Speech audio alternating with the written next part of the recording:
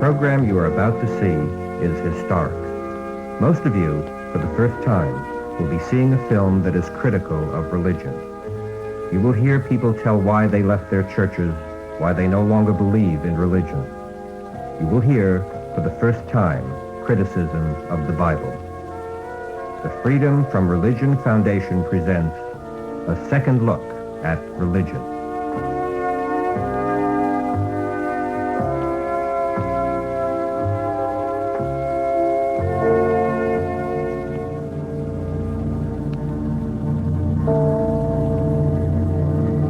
Therefore, thus saith the Lord God, woe to the bloody city! I will even make the pile for fire great. Heap on wood, kindle the fire, consume the flesh, and spice it well, and let the bones be burned. Moreover, the Lord saith, because the daughters of Zion are haughty and walk with stretched forth necks and wanton eyes, walking and mincing as they go, and making a tinkling with their feet.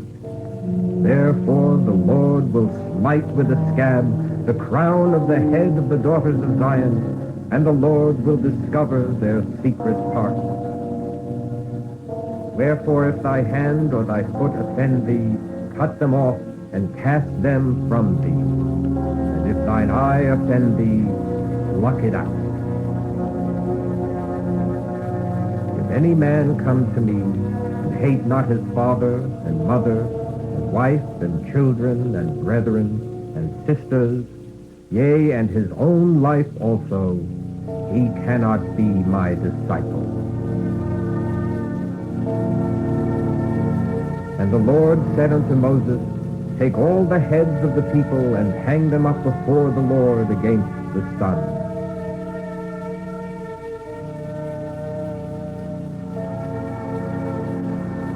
Many people are shocked and offended by passages from the Bible.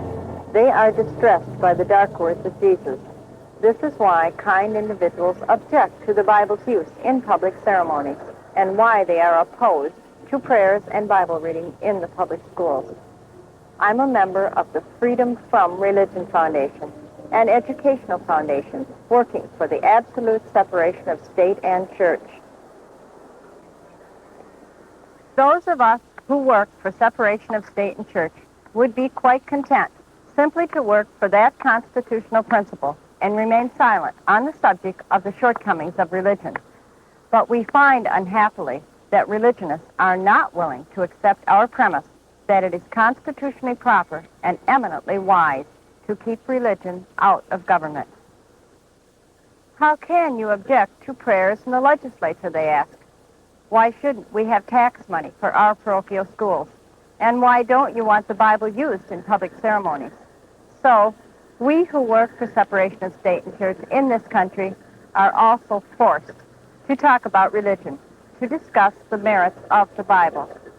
The Bible is probably the most available, most purchased, and least read book in the world.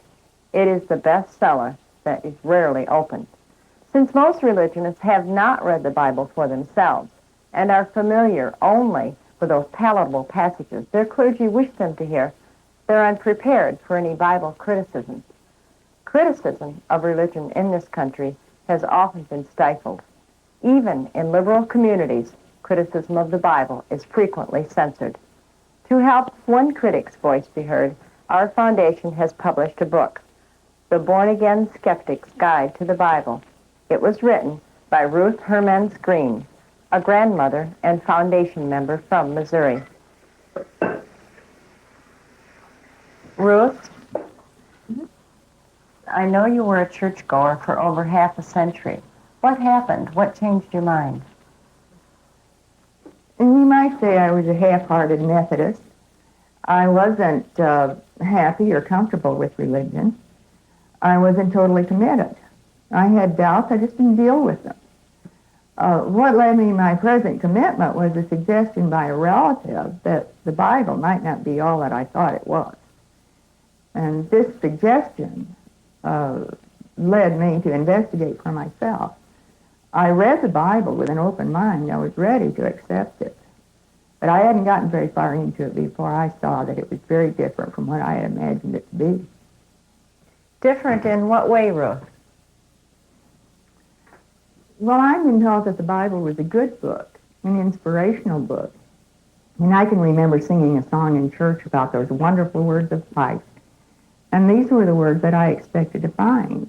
Instead, I found a record of, how shall I put it, such superstitious silliness and ignorance, such moral obscenities and such ghastly atrocities as I'd never even imagined. I found the Bible personalities, God's favorites, and even God himself to be utter reprobates.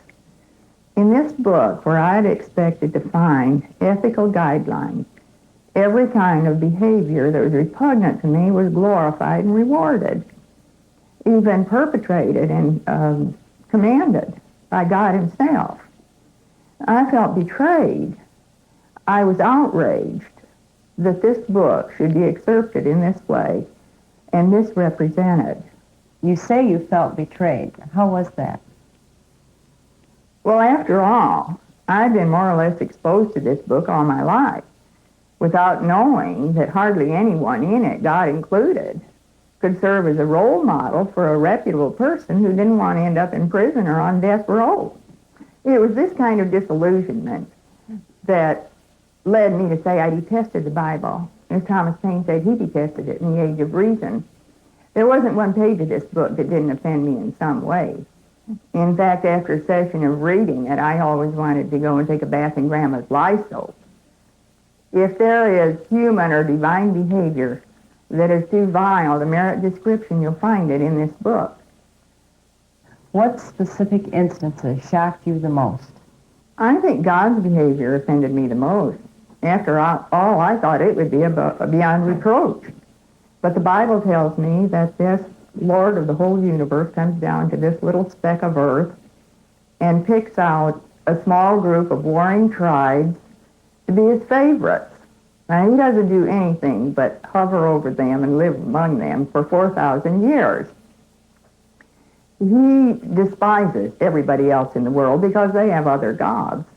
And he makes his chosen people despise everybody else, too. You have said that the Bible is a book that shouldn't be given to children. Why do you say that, Ruth? I feel deeply that immature minds should not be exposed to the Bible for several reasons. After all, this book is supposed to be the perfect behavior guide. But instead, it's full of violence and depravity and twisted morality. After all, if we tell our children that it's a beautiful act to cause your own child to be killed to appease your anger, I don't know what we can teach them that's reprehensible. And this leads me into my main objection, which is that I don't think children should be exposed to the terrors of the Christian religion. I say this from my own experience. When I was growing up, I didn't like the awful Bible stories. I was terrified many hours at the end of the world was coming. I shuddered at any mention of torture or the crucifixion. I still feel that way today. Easter was a time of horror for me. I wanted to retire from the world. I feel sad that this Christian torture symbol, the cross, is being imposed more and more upon our landscape and even worn as jewelry. And often there's a suffering, bleeding figure attached to it. I don't think we would tolerate this replica of a hangman's noose being used in this way. I think this whole thing is brutalizing. This emblem of suffering and shame that old hymn used to talk about, or that we used to sing about, is pictured as something beautiful, when actually it's just a grisly holdover from the old pagan superstition that the gods had to be appeased with human sacrifice. And this became a basic tenet of Christianity. In fact, Paul says that without shedding of blood is no remission. I don't think that children should be taught these old superstitions of human sacrifice and ghosts and devils and demonology and exorcism and signs and wonders. I think these are horrors of the past and we should bury them. Our children shouldn't be made to eat the body of a god or drink his blood, however symbolically. Of course, there are good teachings, some good teachings in the Bible. It would be strange if there weren't, considering the number of people who contributed to it and the length of it. But I think that hunting out good behavior in the Bible is like wading through a sewer to find a gem.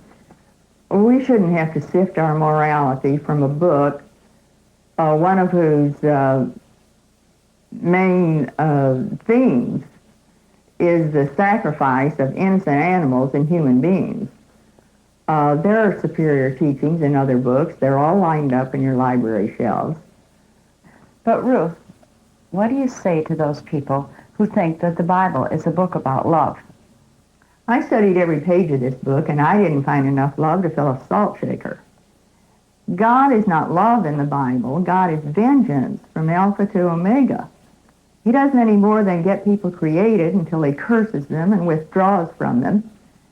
And he finally comes up with a plan whereby he's going to damn most of them forever. Do you mean God actually did this on purpose? Yes, deliberately. He is the potter who molds the clay to honor and dishonor, which totally nullifies any free will.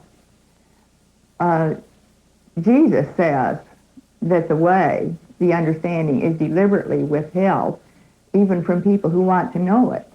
And he knows that his plan of salvation is going to be damnation for most of the people in the world, because he says, "Strait is the gate, and narrow is the way, and few there be that find it." Predestination is taught all through the New Testament. It makes it very clear that the names of those who are saved are already written in the book of life from the beginning of the world. And not only is this not love, I think it is the most diabolical unfairness that was ever taught or devised. Say, Ruth, what does the Bible have to say about the Christian family we hear so much about today? Personally, I think the Christian family should be called the Christian fantasy. When the Lord sets up the sexual system, he's very interested in multiplying, but he says nothing at all about the family as a nuclear unit. In fact, he decimates families every time he has a chance. Jesus is rude to his mother and his siblings. He denies his family. He doesn't marry your father's children, and he makes the disciples abandon their families. He says that anyone who wants to follow him must forsake all their loved ones and everything that they have. He never once uses the word family. In fact, that word appears just once in the New Testament. Besides, sex is sinful in the Bible. Women defile men. I just don't see how that attitude is very conducive to producing families. You've told audiences, Ruth, that the Bible is a dangerous book. Why? The Bible is one of 27 holy books, all written by human beings. If you can make people believe in a God and then convince them that this God revealed himself in a book, call that the Word of God, you have a very powerful tool. And you're not about to relinquish that book. You're going to make it unassailable. And we may not be dragged out of our beds and burned at the stake anymore, but we're still in danger from this book, because it's still being used to influence our laws, to deny people their equal rights and freedom of choice. I feel that the Bible is a grab bag. I call it a behavior grab bag, because it can be reached into for justification of any kind of behavior, of any kind of crusade or vendetta against any group or person that you want to make your target. There was a song popular several years ago. You may not remember it, but it was called The Three Little Words. Now, these were nice words. I love you. But the three little words that I hate to hear most today, that I dislike to hear the most, are, the Bible says. Just let somebody say something sensible or a reasonable conclusion be arrived at, and someone pops up with the words, "But the Bible says," I feel that we should stop wasting our time trying to please the supernatural and concentrate on improving the welfare of human beings. I think that we should use our energy and our initiative to solve our problems and stop relying on prayer and wishful thinking. I believe that if we have faith in ourselves, we won't have to have faith in God. Ruth Green's second look at religion resulted in her expose of the Bible. Others who take a second look at religion find themselves living more restrictive religions. One of these is Mary Weinberger, who grew up in rural Wisconsin and never missed Mass. Today, Mary, an atheist, is a registered nurse and works in a university hospital caring for women who have abortions. She is married to an attorney, Howard Glick. Mary, can you tell us a little bit about your background? For the first 20 years of my life, I was a strict Catholic. I grew up in a small town in northern Wisconsin. I was often called Mary the Good because I was very well behaved and a good Catholic girl. I never missed Sunday Mass, and I even had aspirations about becoming a nun. As a child, did you ever doubt the things you were taught? Yes, but the nuns and priests just told me to pray hard to make the doubts go away. They said the most important goal in life was to make it into heaven. In the long run, nothing else really mattered. What was the result of your studying other religions? I realized that the other religions did not make any more sense than Catholicism. I realized I was Catholic merely because I was brought up that way. So how did you break away? One day I decided I would miss Sunday Mass and deliberately commit my first mortal sin. A mortal sin, according to the Catholic Church, is such a grave offense that if you die before confessing it, you will go straight to hell. How did your family react? They were really upset. My mother said I should come home right away and talk to one of the local priests. She also said I should see a psychiatrist. What happened then?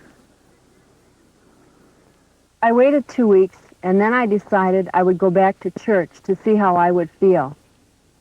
I remember standing there in the pew, trying to pray and follow the Mass, but I just could not do it. I just did not believe those things anymore. I got up and I walked out, and I never went back.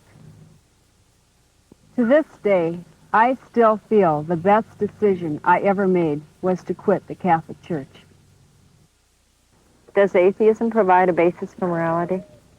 Atheism is no more or less than the absence of a belief in the existence of God.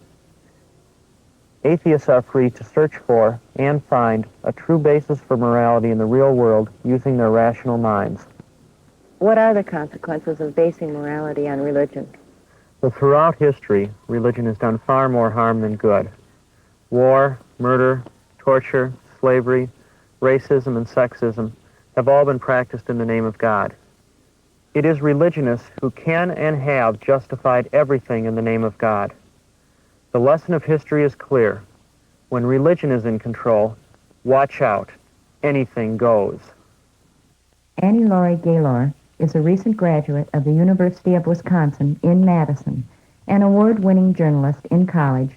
She now is the publisher and editor of a new feminist monthly newspaper. She has been an activist for women's rights since she was in junior high school. I understand you're a third-generation freethinker. How has that affected you? I call myself a third-generation freethinker. I feel fortunate that I was brought up in a household free from religion because I've seen the pain that religion has brought friends of mine when they've tried to cut the umbilical cord. Even though I was skeptical about the Bible, I was shocked at what I read about its treatment of women, and I think that it would outrage people who've been brought up to believe the Bible is a good book. You said women would be outraged. Why would they be, Annie Laurie? Women would be outraged if they read the Bible because it's one gigantic put-down of women. From the first chapters of Genesis, the Bible establishes that women are unclean, that they're inferior to men, and that men should rule over them. The favored version of creation says that woman is created from man's spare rib, that she's an appendage to man. Women in the Bible are owned by men and can be sold into slavery by men. they can even be sacrificed. We've all read about the story of Abraham, who merely sacrifices his son Isaac to please God. But how many of us have heard of the story of Jephthah and his daughter, whom he does actually sacrifice? We haven't heard this story because women and their lives in the Bible are not considered important. Women can even be raped with impunity in the Bible. Is there a particular Bible passage that bothers you the most? The most grisly passage in the Bible deals with a concubine whose master throws her into a crowd of unruly men in order to save his own skin. She's raped all night long, and then she's found at his doorpost dead the next morning. Instead of mourning her or feeling any guilt for his cowardly act in sacrificing her, the man cuts her up into 12 pieces and starts a war. The message of the Bible is clear that she was only a piece of his property and that if he causes her death, that's all right. The Bible sanctions men to have concubines. Men could also use their bondswomen sexually. Wise King Solomon had 700 wives and 300 concubines, so that the Bible also allows polygamy. Men could have as many wives as they wanted, but women could only marry one man. But these things that you've mentioned now have just in the Old Testament. What did Jesus have to say? Jesus upheld every jot and tittle of the Mosaic Law, which gives provisions for multiple marriage. He tells a parable about 10 virgins all waiting for the same bridegroom, and he doesn't express any disapproval of this at all. What else does the Bible say about marriage? The Bible has some grossly unfair rules about marriage. One of the first rules about marriage is that a woman must be a virgin on her wedding night. If she's not, her father and the men of the village are supposed to stone her to death. A man does not need to be a virgin. Another grossly unfair rule is that a man can divorce his wife by just simply handing her a bill of divorcement. She can't protest. She can't herself divorce her husband, even if he's beating her or there are any other circumstances like that. In the New Testament, Jesus does not do anything to make this inequity better. He says there shall be no divorce unless the woman is an adulteress. If the man's an adulterer, she can't divorce him. Annie Lloyd, clarify something for me. Just what does the Bible say about abortion? Ironically, the Bible doesn't say anything about abortion at all. It's totally silent on the subject. Instead, you'll find passages such as, their infants shall be dashed in pieces and their women with child shall be ripped up. This hardly promotes respect for life. There is a church that cites 5 passages in the Bible that it claims are anti-abortion, but the passages are all similar to, behold, I was shapen in iniquity, and in sin did my mother conceive me. This is hardly persuasive. What you will find in the Bible that is ammunition against abortion rights is that women are supposed to suffer when they're pregnant. They're supposed to bring forth children in agony, and this is what promotes the anti-abortion ideology. Well, what about the other women in the Bible? Women in the Bible are basically evil.